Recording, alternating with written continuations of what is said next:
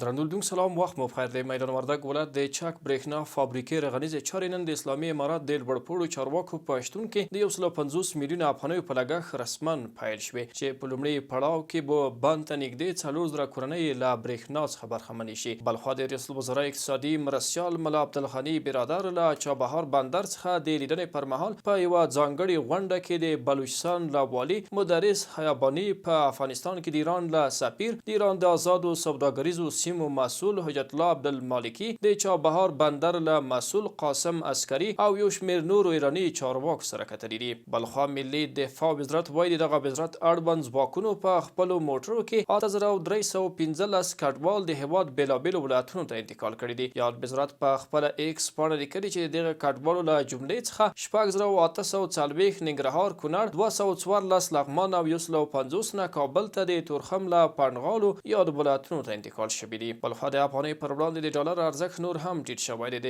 کابل شاهزاده سرای صرافان وایي چې نن د کابل ښار په بازارونو کې د 1 ډالر بیه 70 افغانیو ته رالوېدلې ده. او له هېواد خبر ده چې پر غزې ښار د اسرایلو بریدونو نن یو ځل بیا زور اخیستی دی، چې لسګونه زره ناهیلې فلسطیني له کورونو وتلي او جنوب خواته روان شوي دي. نړیوالو رسنیو لیکلي چې پر غزې اسرایلي ځواکونو هوایي بریدونه کوي او سړک په سړک له حماس وسلوالې ډلې سره په جګړه اوښتي دي. درنو لیدونکو، تر بیا ښه وخت.